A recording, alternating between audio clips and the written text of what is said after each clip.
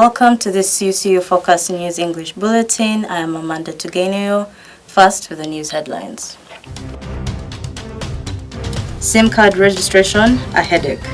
Fake family planning pill found on market. Server installed in Mukono to monitor HIV patients. Mukono residents mad at umeme.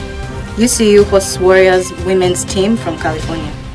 Telecom companies have this week given soft suspension to their customers who have not revalidated their SIM card registration status. William Mutabazi has more on this report. This morning, many Ugandans are in panic after realizing that they could not make calls, neither could they access other phone services. This is due to a soft suspension that has been put on them as a reminder that they have to revalidate their SIM card registration. However, some still wonder and ask why they have to go through the same process over again. Mr. Tony Atugonza had this to say when asked. My name is Tony Atugonza. I work as retail manager, Airtel Uganda, based in Mukono territory. What is happening is line re-verification, which is an exercise that is being done by all telecom operators, not only Airtel. This exercise basically entails people making sure that they re-verify their particulars with their lines to make sure that they match with their national ID identifications. So basically that's what we are doing. We have been having particular incidences regarding certain people who probably they have a line that is not in his name or that is not tallying in the national ID particulars. For example, someone, the earlier on exercise that we did transferring the names from individual to national NIN required at least someone to be having a national ID, but other people by that time did not have national IDs.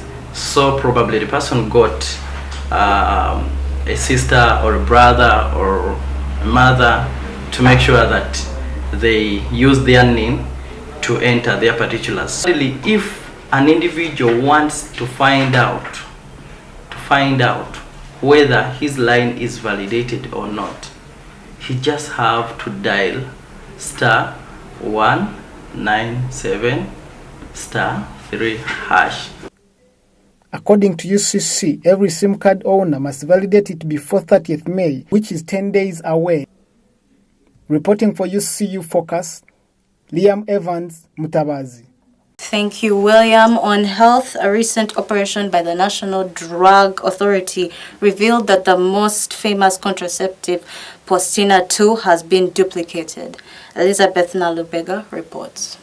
Mr. Alex Arokodi, one of the doctors in the pharmacies, highlighted the possible reasons as to why the Postina 2 is on market as a fake family planning pill.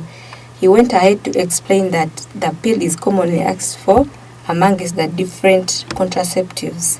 Overcoming the challenge led the other vigorous service providers like those of Brigina, Postina 2 and Lydia come up with a vigorous marketing so as the product can be known. In order for someone to recognize that it is original, a hard object like a coin can be used to scratch it. Postina 2 is one of the commonly and well-known oral contraceptive which is used within 72 hours. This Postina 2 is known by many, and it is the one which is most asked for in pharmacies. You may find that most of the females, when they come and asking for emergency pill, they only know it as Postina 2. So this has given room for those who want to fake products to come up with fake Postina 2. But true also is that when you check on the circuit of Postina 2, you are able to scratch using a hard object like a coin to find out whether it shows you as original or not original. And that is one of the clear areas where you can be able to know whether the Postina 2 you have is fake or it is original. But again, I think another way to overcome such a challenge is let other service providers like those of Lydia, Postpill, Predigina, and then maybe those of P2 come up with vigorous marketing such that their products are also known in market. So I think basically if this one comes into practice, then Postina 2 won't be fake anymore. Active women using Postina 2, an emergency contraceptive pill, at a high risk of getting pregnant after the hit of a fake pill that has hit on the market. Elizabeth Nalvega reporting for UCU Focus. Thank you, Elizabeth. In other news, Walter Reed under Makerere University has recently funded a project involving a server able to keep information on HIV/AIDS patients. Emanuela Ikwe has more. With the ability to keep information on all HIV patients in Mukono, Buyikwe and Buvuma district is yet to be installed at Mukono Hospital. With the help of MORAP that has funded this cause, monitoring of patients will be made easier for all medical personnel in the mentioned districts. My name is Chigozi Jonathan, and I work at Mukono Church of Uganda Hospital as the system administrator, and I basically head the ICT department for the hospital. And currently we have two systems running. We have the medical audit that oversees all the finances of our hospital, and generally it covers all the department. Then we also have a biometric system that oversees the timekeeping for all the staff. Currently, we have acquired, through sponsorship of MORAP, Makerere University Walter Reed project, we have acquired a server which we are yet to install, and this server is going to be a community server. MORAP sponsored this server so it could host data for HIV patients for 4 districts. We have Buvuma, Mukono, Buyikwe, and another district. So this server is basically going to be a community server that will be accessed via a public IP. It will have a public IP and will be accessed on tablets to update patients' data. Mukono Hospital is set to keep track of HIV patients, when to take their drugs and how to take them. Emanuela Ikwe reporting for the UCU Focus. Thank you, Emanuela. Now on business, residents in Mukono have trouble running their businesses to the ongoing load shedding. Patricia Babire reports. It's not something usual for electricity to be on and off. The load shedding in Mukono has left many business owners, like Ibra Sempala, the manager at Aban Baba's MCT complex, stranded on how to run his business. I'm Ibra Sempala, and I own LS Aban Baba's at MCT Center complex. The major problem we are facing is the problem of electricity.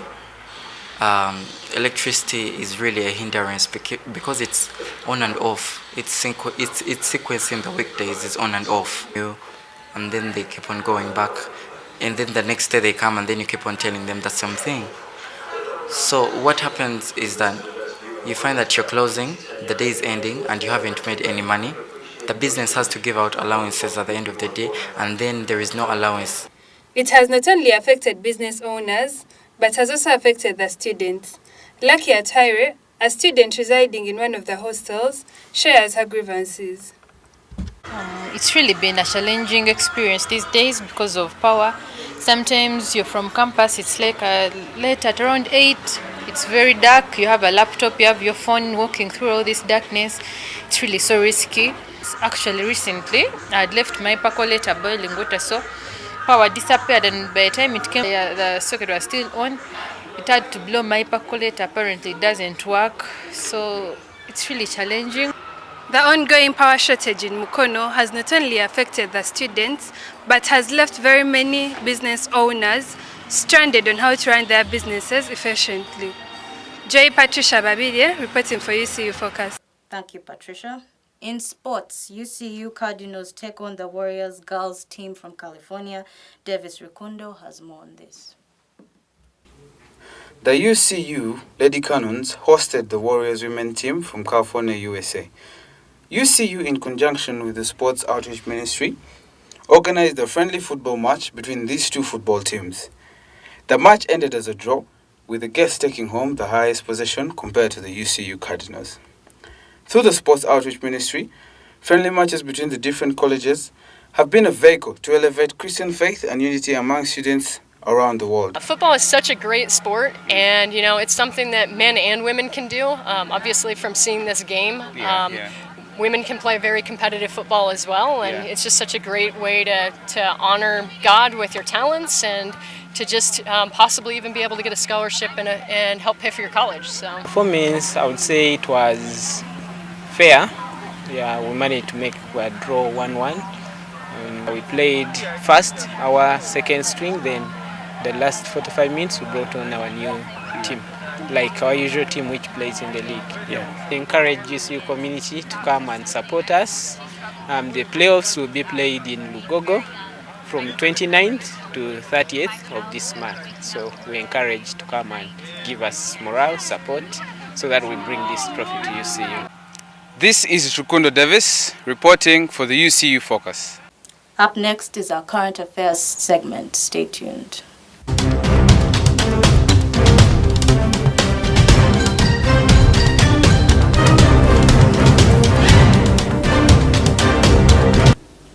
Welcome back. Now on current affairs, here with me is Reverend Colonel Captain Titus Baraka, Executive Director of Word of Hope's Radio Ministry Uganda and ordained clergy of the Anglican Church. You're most welcome. Thank you. Divorce to suing Bukede and Red Pepper to being sued for noise pollution, Pastor Bujingo has had a lot to say, but we haven't heard from the church. Do you consider him to be a professional when it comes to the way he's handled the entire situation? The issue of Pastor Bujingo makes me as a pastor to feel sad about what's going on. As a pastor who has studied theology, I have known what ecclesiology talks about. The Church of Christ is one. Yes. And therefore, what is going on is an embarrassment to us all as a church. So do you consider Pastor Bujingo to be a professional? I don't think, first of all, Pastor Bujingo contradicted himself. He exposed himself by, first of all, having an English problem, and he couldn't differentiate between the Holy Ghost and the Holy Spirit, which in English is one. And because of that, he burns Bibles. So that doesn't show that he's professional. Two, if you are professional, you must know, why did God call me? Who am I supposed to be tending? Because Jesus says, tend my sheep. If you love me, tend my sheep and the lamb. So his aim is that he is supposed to tend the lamb or the sheep who are entrusted to him, other than hitting other shepherds who are shepherding other places. So do you think the new policy of pastors having to go through theological training will help remove the false prophets we have in churches and to improve on the professionalism that other pastors have? I would say I 100% support it. However, I do think that it's not the politicians to regulate us. It is the church itself to work out a body that will be able to look at the the educational standards of the pastors. Okay. Thank you for coming. Thank you. You're welcome. That's all we have on news for today. Thank you for watching. Amanda Tugeneo. Have a good day.